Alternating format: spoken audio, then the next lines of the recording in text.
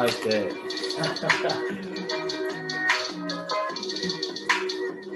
Woo! What's good, everybody? Welcome to the Pull-Up Show. I'm your host, Mr. BJ Matthews, a.k.a. B. Just before we get started, follow us on the YouTube page, the Pull-Up Basketball Podcast. Like, share, subscribe. All of our YouTube videos. Hit that like button. Y'all come in here, hit the share, subscribe. Hit that CASHAPP, $BJ Matthews, $BJ Matthews for all this great content. If you guys have not already subscribed to the Pull-Up Basketball Podcast, make sure you guys do that, as well as tell some of your family and friends about this podcast and continue to support as we continuously have more and more content. Let's get it popping. All right, y'all. So, we are a day removed, less than 24 hours removed from the demolish of the Clippers to the Phoenix Suns on their home court. We had a live yesterday where, we definitely talked in detail. But definitely appreciate everybody coming in last night.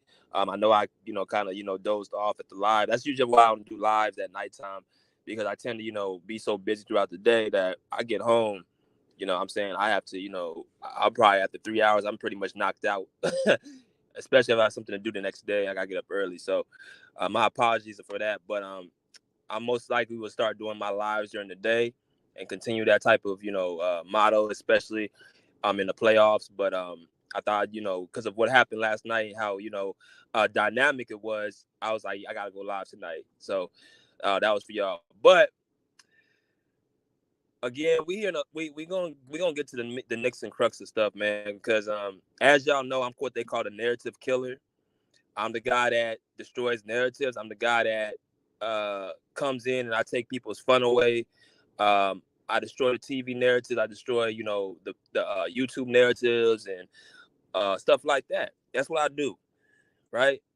Everyone got their little nicknames. I mean, B Jizz was my nickname, but I think the narrative killer is very suiting for me at this time, especially because of the Clippers once again constantly getting hated on, if you want to be frank about it, because we're a threat. And when you're a threat, and not just in this but in life, you tend to rub people the wrong way. You tend to rub certain fan bases the wrong way, certain players the wrong way, things of that nature. So when you're a threat to anything or anybody, you're going to get, pushback from people, even when it's not even true. And deep down, themselves, they know it's not true. But that's not the point. The point is that they can get you to believe that it's true. It doesn't matter what they think deep down inside, because you can't see that. So what they'll try to do is try to make you believe lies, when in reality, what's in front of you is what's in front of you. And they tend to try to terrorize the people who are traumatized, which is a lot of Clipper fans. I've said over and over. I've said it before. That losing mindset we had with Donald Sterling and us, winning 25, 30 games a season and being the mockery of the NBA and, playing under the Lakers shadow, them days are over. Those days are done. We are not that losing franchise. We're not that little brother no more. We are real contenders under a real owner, Steve Ballmer, under real stars, on a real team, a real coach. We're just top to bottom. We are a Class A organization. Everybody keeps saying it, right? So why am I here? I'm here to destroy another narrative. And that narrative is that Paul George has always been better than Kyrie Irving. Paul George has always been better than Kyrie Irving. Now, like I said, a lot of hatred, a lot of haters out here will continuously try to push narratives that are just not true. I heard on Undisputed yesterday, they're talking about the Clippers and Mavericks, matching up. Of course, it's going to be a 4-5 matchup. All of a sudden, here we go again. Folks are trying to create some type of story. I've told y'all about certain, people. They have to do things to try to make you believe and try to keep the numbers going, right? Paul Pierce, Skip Bayless, Shannon Sharp, Stephen A. Smith, Nick Wright, who else? Colin Cowherd. The list goes on and on. Many of these sports personalities tend to say stuff out of just pure ignorance or pure entertainment. Very rare, very seldom will they say things that they deeply believe. If you get them caught up by themselves, they'll tend to tell you how they feel. Most of them are trolls. Most of them say stuff just to get, people to view. Of course, on a debate show, you got to have two sides, right? So if you have a debate show, I can kind of understand why you want to, say, go against the grain, because that's what your show is based off of, debating. Unfortunately, on here, I don't have to do that. I can just be transparent, be upfront with y'all, and let y'all know what's going to go on. I ain't got to troll, right? I could just use simple basketball logic through my experience playing, analyzing, being around certain players, this, that, and the other. And I could just tell you from what I see in my eyes, right? The Clippers are becoming something that people are going to have to really deal with. Reality is going to be setting in the next 2 weeks. Reality will be setting in. So what you'll have is a lot of people trying to knock us down, even if they're not fans of the team. Right? So the latest one I've been hearing, I listened to Undisputed yesterday, and I heard in the comment section, Kyrie Irving is over Paul George and Luka's over Kawhi Leonard. Now, that Luka on Kawhi Leonard, I don't know where the hell that comes from. I mean, this guy constantly puts him out of the playoffs, and it's not because of the team. It's just because of him leading the team. Last year, the last time the Clippers played the Mavericks, Kawhi averaged 32 points, 9 rebounds off of shooting splits of, check this out, 57, 39 from the three, 88% from the free throw line, while being the best defensive player guarding Luka Doncic on the other end. See, that's the problem. A lot of y'all just focus on the offensive end. Y'all don't take account to what happens on defense. Well, defense is what determines his games. Shot making at the end, free throws, all key aspects that a lot of people just gloss over because they so in love with this stat era.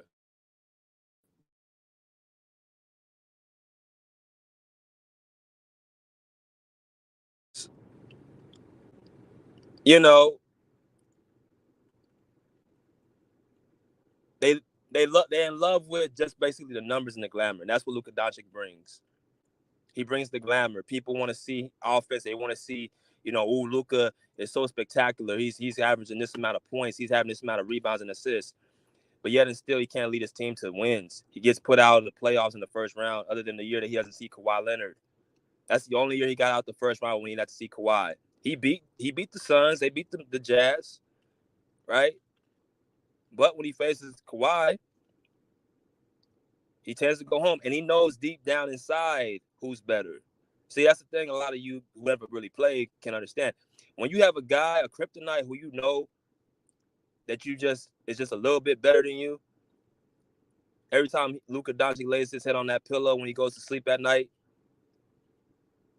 he remembers what Kawhi Leonard did to him in Game 6 in 2021. He remembers him calling for a screen to get Luka Doncic on him, and Luka Doncic calling for screens all day to get Kawhi off of him. That's the difference. One guy wants to smoke, the other one doesn't. So y'all can say all you want. You want to see the Clippers and all this, but the players are going to be the ones playing. So I got a video about that coming up soon, as well as I have a video coming about the Clippers and Mavericks, and this whole Mavericks going to somehow give the Clippers a hard time. I'm going to make a video about that closer to the first day of the playoffs, so y'all be on tune for that. But this is about Kawhi. This is about PG and Kyrie Irving. Look, once again, the PG disrespect continues. I don't know what people be watching or people be seeing or people be thinking, but in no way in hell Kyrie Irving has ever been better than Paul George.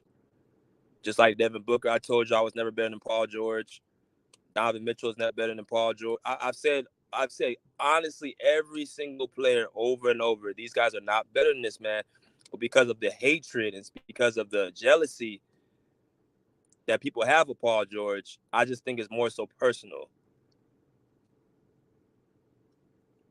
So we're going to go into a few things. Like I said, I'm a narrative killer.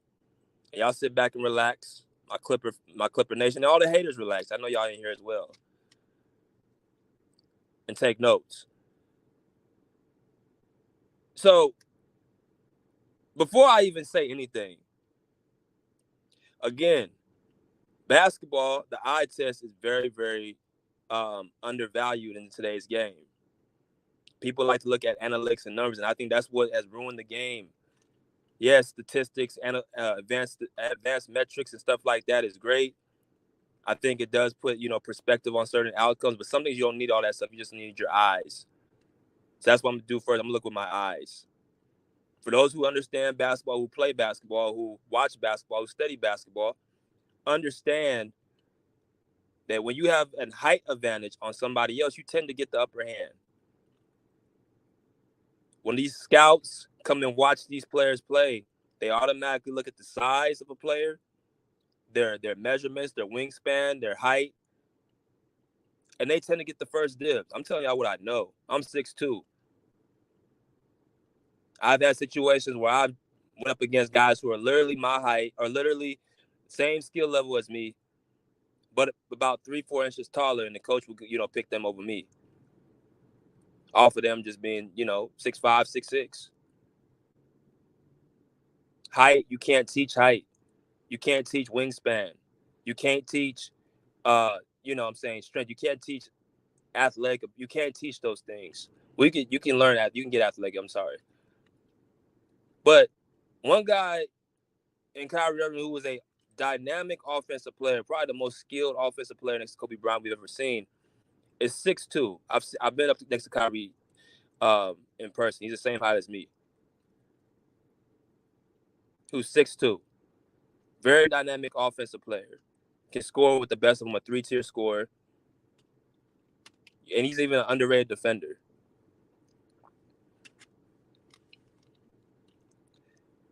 Very great player. Very good player. Can do it all. Can shimmy. Can, get off. You can score on anybody. He can, get his shot off and things of that nature. But again, he's 6'2". While you got the other guy who's 6'8", who can pretty much do the same thing Kyrie Irving can do as far as getting his shot up, scoring on 3 tiers, can, dribble and handle the ball as an elite handle, shot making, all that stuff. But he's 6'8". They literally can do the same thing, except one guy has 6 inches over him. One guy has a longer wingspan. One guy is able to, who's stronger, who's more athletic. One guy plays better defense on the other side of the basketball. So when you really mix all those things in, just by looking at them, watching them, scouting them, one player is just overall more impactful than the other. And coaches look at that. Coaches understand that when they scout. They don't just pick up a stat sheet and say, hey, we're gonna pick this person up who's averaging 28, 27 points per game, 8 rebounds, and 5 assists. We're gonna pick them up off the stats instead of they gonna scout them. They're gonna get a chance to watch them. They watch them in pre-draft workouts. They watch them in NBA Summer League. They recruit them coming out of high school. They recruit them coming out of college. They have to physically watch them with their eyes. That's when the stats and numbers are obsolete. They start watching you as your body language. How are you in the game? Can you play in a certain system? What happens when you have certain defenders on you? Can you score on a long defender? Can you score on a quick defender? Can you score on a strong defender? Right? Can you lock up on the other side? All these things the coaches and scouts, they do with their eyes. And that's exactly what I'm doing here. One guy is 6'8", the other guy is 6'2", and it's just as simple as that. So therefore, one guy can do more than the other. And throughout their careers, that's what's exactly been happening. Now, of course, Paul George has been in the league for 14 seasons, Kyrie Irving for 13 seasons. So they pretty much evenly been the same time in the NBA. Right? When you look at their accomplishments and honors and awards, you see right there on the screen, All NBA first team. Let's go through it together. As y'all come there, hit that like button. All NBA first team, Paul George 1, Kyrie Irving 0. All NBA teams, Paul George 6, Kyrie Irving 3. All defensive team, first team, Paul George 2, Kyrie Irving 0. All defensive teams, Paul George 4, Kyrie Irving 0. Steals 0, Paul George 1, Kyrie Irving 0. Rookie of the year 0-1, Kyrie Irving. So what is this? 5 out of 6 categories, Paul George blows Kyrie out the water. Not only blows him out the water, but basically Kyrie Irving has not won any defensive awards, right? like I said, he's an underrated defender, but he's not an elite defender. Whether that be because he doesn't have the size or the athletic ability to guard certain guys, he's not an elite defender. He's an okay defender against guys who he can, physically take advantage of. But he cannot guard guys who are stronger than him, faster than him, taller than him. He can't match up with those guys. On the other hand, with PG, he can guard positions 1 through 4 if he wanted to. All NBA teams, PG's been the best at his position. That tells you 6 out of his 14 years, he's been one of the top 3 guys at his position. That's all NBA teams really mean. Throughout the regular season, he has been one of the best. He's been one of the top 3 small forwards in the NBA. That's with Kevin Durant, LeBron, Kawhi, Jason Tatum, Jimmy Butler, right? The small forward position is probably the most competitive position in the NBA today. Hands down. Where most of your stars at that small forward position. So 6 out of his 14 years, which is pretty much half of his career, he basically played. He's been one of the top 3 small forwards in the NBA. Kyrie Irving has been that 3 out of his 14 years, or 3 out of his 13 years.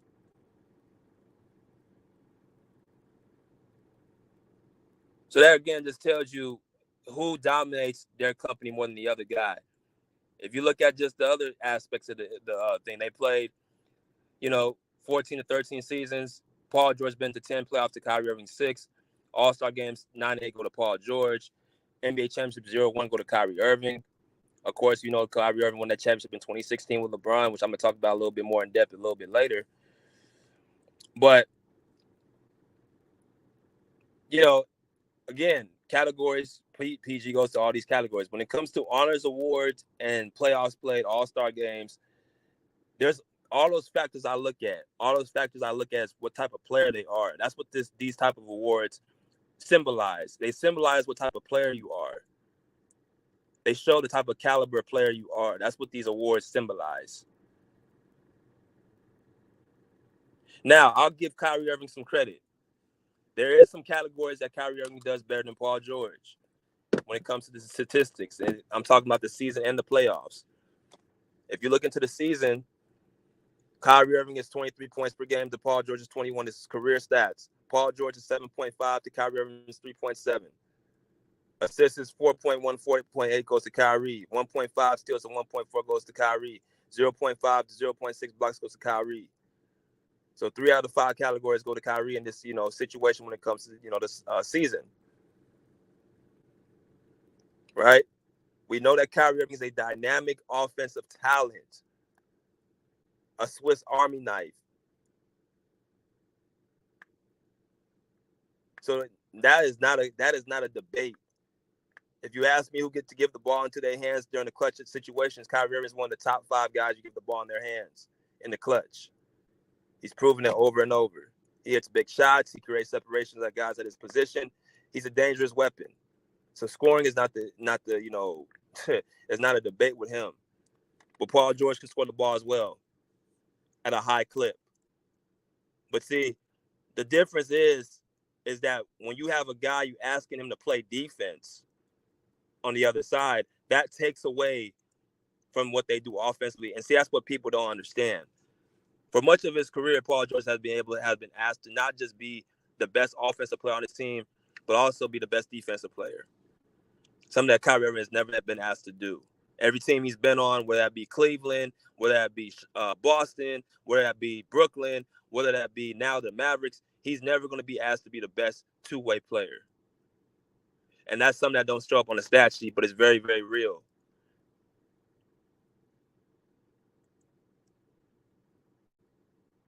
And there's no knock against him. Again, his ability is limited because of his size. That's just really what it is. Now, if you ask me if Kyrie Irving is the best little man in the league, that's a better debate. That's a better conversation. But you comparing him against a guy who can just do more on the court, who's shown more success, with his teams, vice versa the other guy, it doesn't. I mean, anybody who really watches and understands basketball understands that Paul George is a better overall, better player than Kyrie Irving, right? In the postseason, you got 20 points per game to 23.6.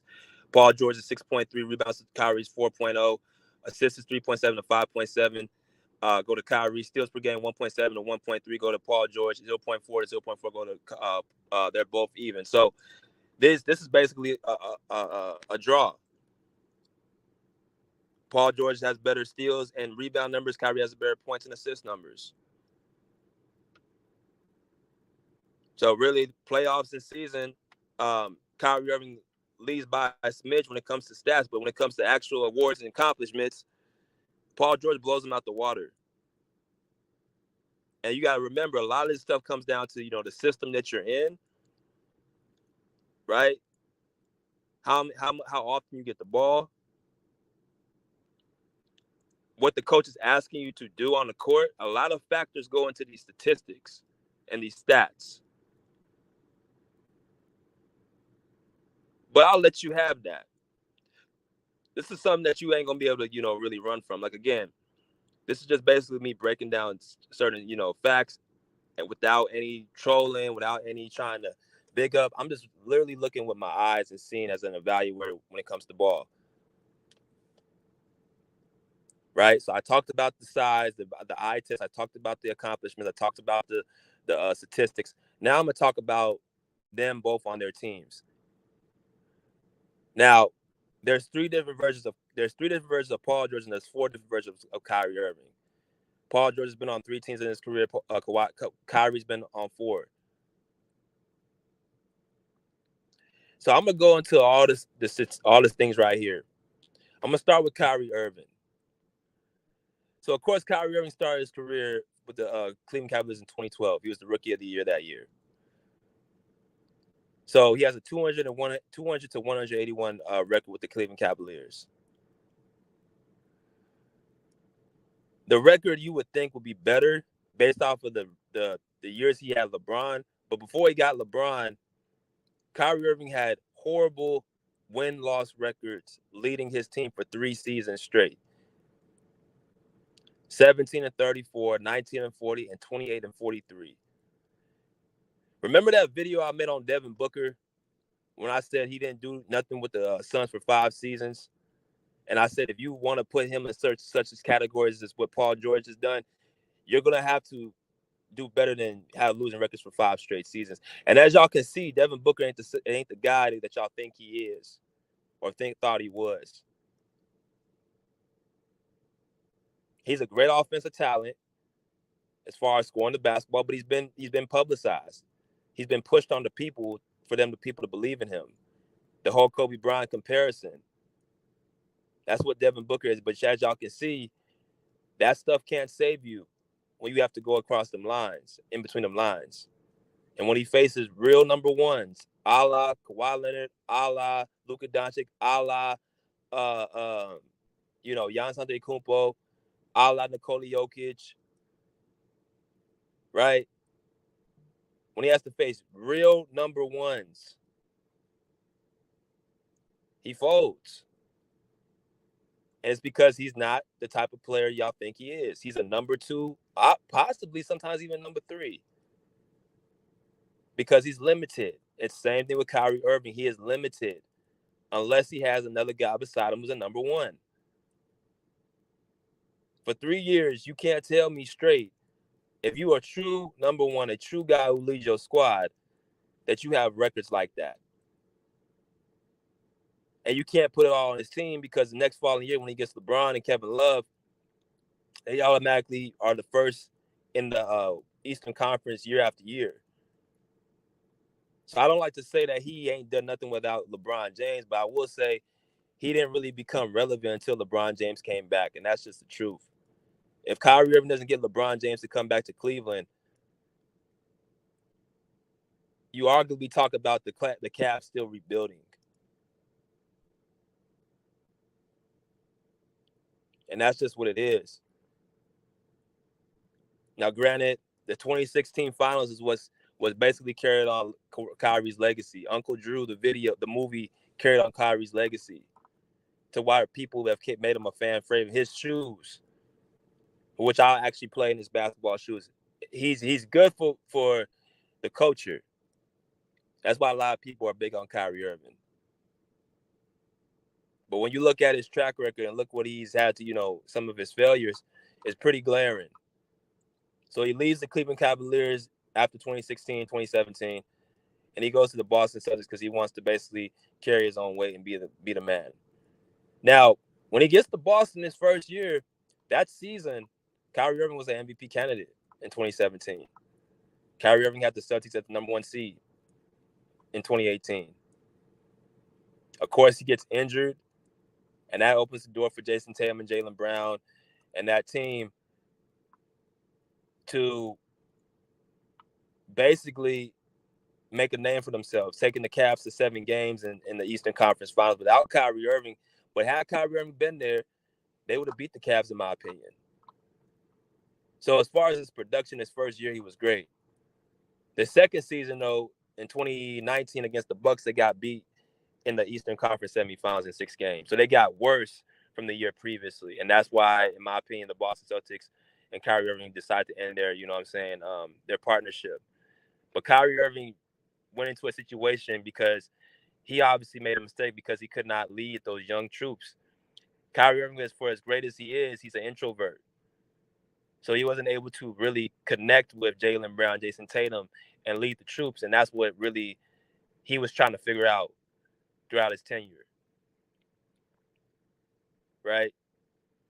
He couldn't figure out that puzzle piece yet. Right? So 2 years in Boston, it becomes his team. You got 1 conference finals appearance, which he wasn't a part of. And the other year he got beat in the second round. The next year, 4 years in Brooklyn, 2019, 2020, obviously he missed, most of the time in the bubble. He didn't play. 2020, 2021, of course, it was the Brooklyn Monsters where they got, James Harden to come along. Kyrie Irving gets hurt against the Milwaukee Bucks. That was their best chance. I definitely believe they could have got to the finals. But Kyrie Irving wasn't even the main attraction on that team. He was the third option. That first series against the Boston Celtics where they manhandled the Celtics in 5 games, the best player, honestly, was James Harden. And the Milwaukee series, it was Kevin Durant.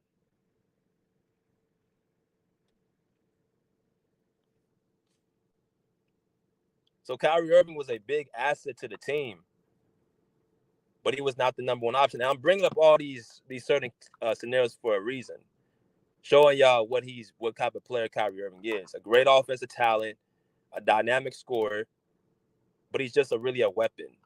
He's a guy that you pull out if you want to, be in a situational type of situation. But as far as the foundation, if you want him to be the guy to lead your team and be the person to be the number 1, this, that, and the other, I mean, just by the track record, he's not gonna do that. That's just not.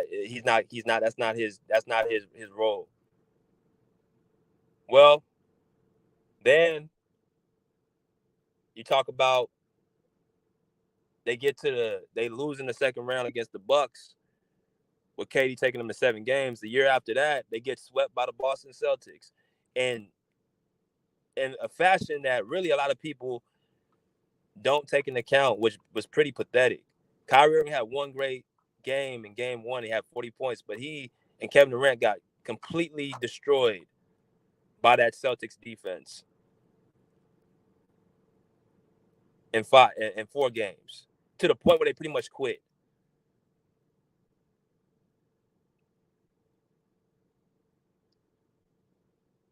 That was a big stain against the Nets. Then the following year, which was last year, they didn't even finish the season off. There was so much turmoil, there was so much dysfunction in that organization that the Nets really didn't have much, really much of a chance to come out of that. So you bring up all 3 of those incidents, 4 different instances with Kyrie Irving. Now he's with the Dallas Mavericks, right? The Mavericks, of course, last year missed the play. They don't miss the playoff. They missed the play-in. Absolutely horrible, right? They went from the 4th seed all the way down to the 11th seed when Kyrie Irving joined the team. Now, of course, that's not because of Kyrie Irving, in my personal opinion. I just think Luka Doncic is so used to being the guy. They had to figure out that dynamic. But for you to go from the 4th seed all the way down to the 11th seed off of one transaction, it's pretty pathetic. So now they got this year. They're actually, in the 5th seed. I'm gonna come back to this, but as y'all can see, this is what Kyrie Irving's career has been consistent of. Now let's move on to Paul George's career. There's 3 different versions of PG: OKC, Indiana, and the Clippers. Right? OKC, Indiana, and the Clippers.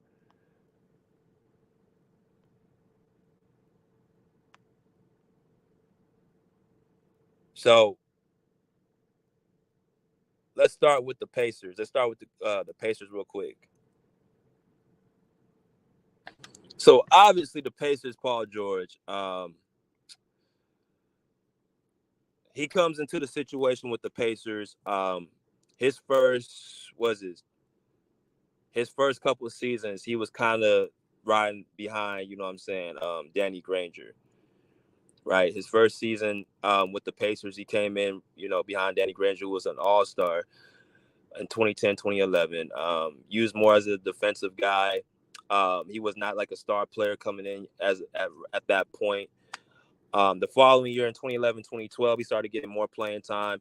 He started getting more, opportunities. He played 29 minutes per game. He averaged 12 points per game. Right. So after that second season, something very, very interesting happened. Danny Granger gets hurt with an injury and becomes Paul George's team. Yes, Paul George's team in 2012 to 2013. He was the most improved player. He led the Indiana Pacers into the playoffs, right? Leading them in points. He was the number 1 guy on the team. He had guys like Roy Hibbert, George Hill, Lance Stevenson, David West, all players that were good players around him, good role players, good vets as well. But Paul George is the number 1 guy. They understood that from the very get-go. This guy is 6'8". This guy has length. This guy has size. This guy has athleticism, and he had that it factor. Before the injury happened, y'all got to remember, Paul George was next in line behind LeBron James for 2 straight seasons. They were not 2 straight playoffs. Paul George has had to face the Miami Heat super team with Dwayne Wade, with Chris Bosh, and LeBron James in their primes. Right? LeBron, I think, was 26, or I think it was 26 and 27. Dwayne Wade was 30, was 20, was he 28? Right, was he 28, 29? I'm sorry, 29, 30. Chris Bosh was like 29, 30 as well. So this is what a young PG and the Indiana Pacers filled with a lot of role players were doing. PG was next up. The first year against in the playoffs that PG was in, he beat the Washington Wizards with John Wall. Right? He beat the New York Knicks with Carmelo Anthony. He beat the Atlanta Hawks with Jeff Teague. Right? Pretty much going through the East. And for 2 straight playoffs, they had to face Miami Heat. Now, one of them years, the second year, he was the best player on the court. It wasn't LeBron James. Paul George averaged 25 points in that series against the Miami Heat. And they were the number 1 seed that year as well. This is where I'm going with this. So, again, when you talk about comparing Kyrie Irving and Paul George, one guy, Kyrie Irving, for 3 straight seasons was in the lottery. And I don't care if you want to bring up the roster, fine. But, again, I watched those years, and as a 6'2" guard, it's only so much Kyrie Irving can do and carry. He can't be asked to be guarding the best offensive player on the other side, night in, night out. He cannot be the guy that can guard multiple positions. He's not big enough and strong enough to, to dominate and take away certain games. He doesn't have that ability to carry. What he has the ability to do, if you add somebody with him to help him carry the load, he'll be a great weapon.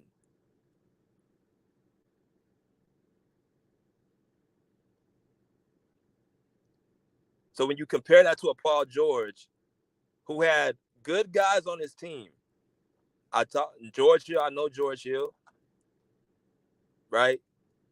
George Hill, solid point guard, never was an all-star. Lance Stevenson, solid role player, never was an all-star. David West was an all-star, though. He was an all-star in New Orleans after he left Indiana. Very serviceable big. Roy Hibbert, very serviceable big. The first playoffs, he was great. The second playoffs, he was trash. They had to get him off the court because he could not guard Chris Bosh, who was taking him outside the paint. So really, Paul George, again, was the number one guy on that team. And anybody on that team would tell you that. This Indiana Pacers Paul George was next up in line.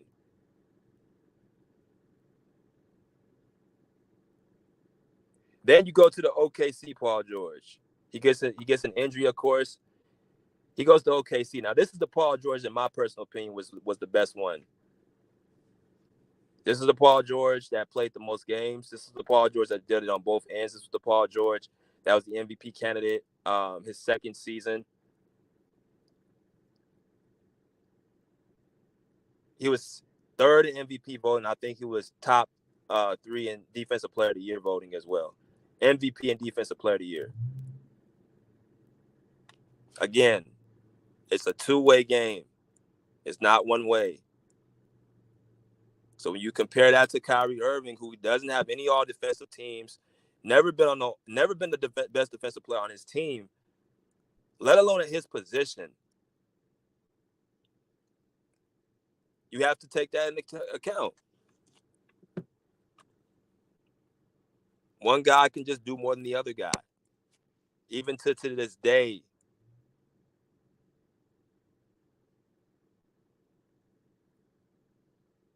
Paul was doing.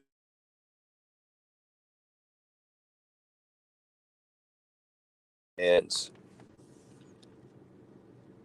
now, of course, he had a couple playoff hiccups. We do know that. We know that in 2017 or 2018, he was dealing against the Utah Jazz. Yeah, he had that bad game 6, but I already explained to y'all before, he was dealing with a partially torn meniscus. And if y'all want to call excuses, fine. I'm just bringing up the explanation what was going on. He looked great for the first 5 games. In the last game, he was dealing with that partially torn meniscus because of simply you cannot shoot up a muscle only but so much throughout a certain period of time. Real athletes understand that. Casuals don't.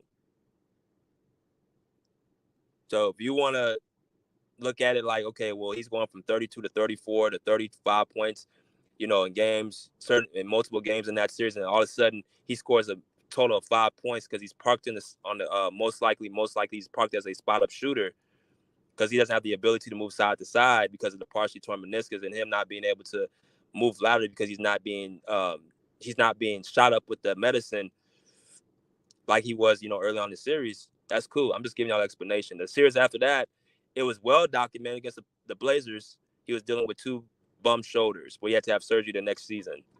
Still averaged 28 points per game. Shot bad from the field, but he still averaged 28 points per game. And that's with him dealing with 2 bum injury shoulders. But this PG obviously was the best Paul George on both ends. And then you got the Clippers Paul George. Now this Paul George right here is the most smoothest one in my opinion. This is the guy that you see all the ankle breakers, you see the clutch shot making, you see the the silence of his game. This is what this Paul George consists of. What has he done with the Clippers? People may ask that question. Well, he took them to their first playoff Western Conference in their history of their existence.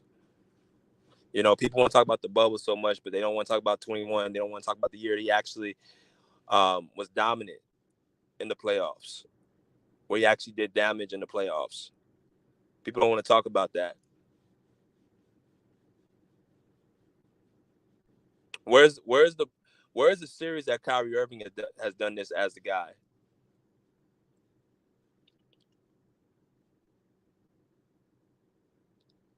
Offensively, yes, but he ain't gonna do that on the defensive end. He's not gonna guard. He's not gonna guard Devin Booker on the other side. He's not gonna guard. You know what I'm saying, Donovan Mitchell. He's not gonna guard these players, man. He's not gonna get 12 rebounds in a pivotal game 7. He's not gonna do that. He's gonna stay at his position. He's gonna guard what he knows he can guard. Steph Curry's, the Damian Lillards, the De'Aaron Foxes, you know what I'm saying, the players of that ilk, the Chris Pauls, because they're his size, they're his, his way, they're his position. But when you have the ability to do multiple things at one time, you become more valuable, that much more valuable.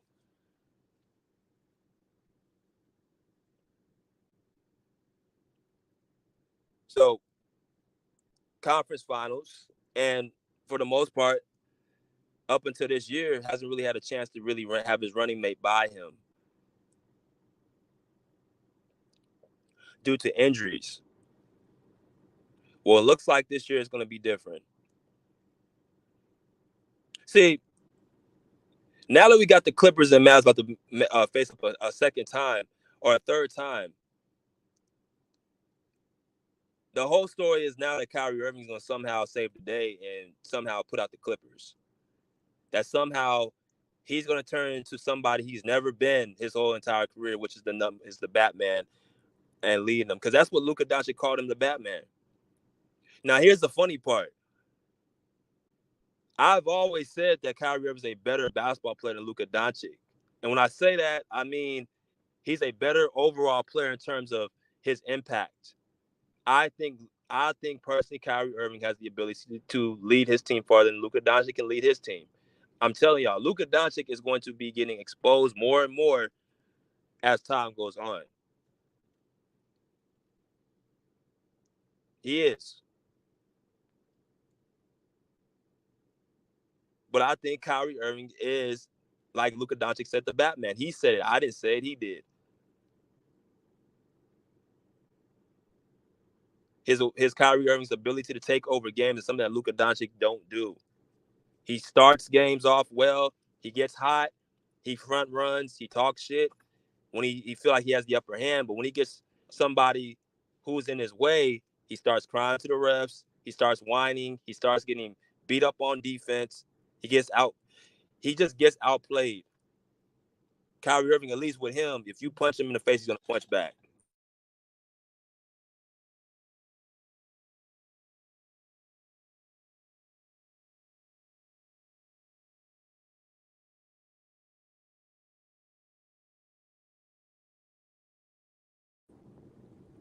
So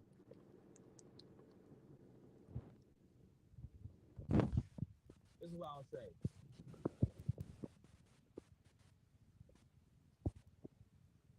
This is not LeBron James. And I think a lot of people think Luka Doncic is LeBron James. He's not.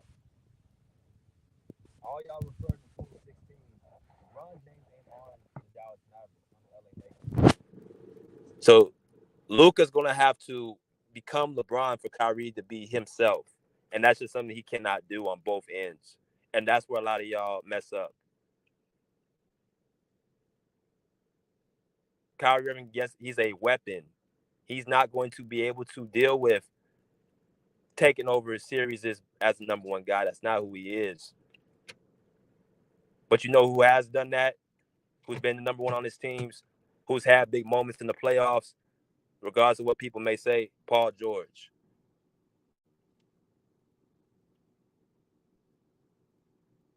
Again, you can't teach certain things on the court. Sorry. Kyrie can be as skilled as he wants to be at his position. But when you talk about these 6'7", 6'8", it's a reason why basketball players, for the most part, are tall. It's a reason why you were told at the young age that 5'7", 5'8" players don't really make it. Because height and size matters, and metrics matter. Talent matters, athleticism matters. Now, people maybe want to vert to Paul George's mental.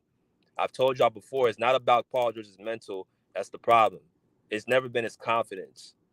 To me, it's just been his IQ. His confidence probably only wavered when he had that injury. But as far as him being able to compete and play and do what he wants to do against anybody on the court, I've never seen that in Paul George. his downfalls come off more so because he has a flummox like in the bubble, or because of his injury history. But other than that, Paul George has been the same dude he's always been. And once this playoff started, as y'all seeing right now, you're going to continuously see this ass whooping. But like I said, man, Kyrie Irving is a great talent, great player. But he's not going to carry the Mavericks to no real victory. And I'm making a video about that very soon, so y'all stay tuned for that. But yeah, y'all let me know what y'all think, and we'll be back on this subject again later on. And we'll see y'all later. Pull up a check, put live. Peace. Out of here like swimwear.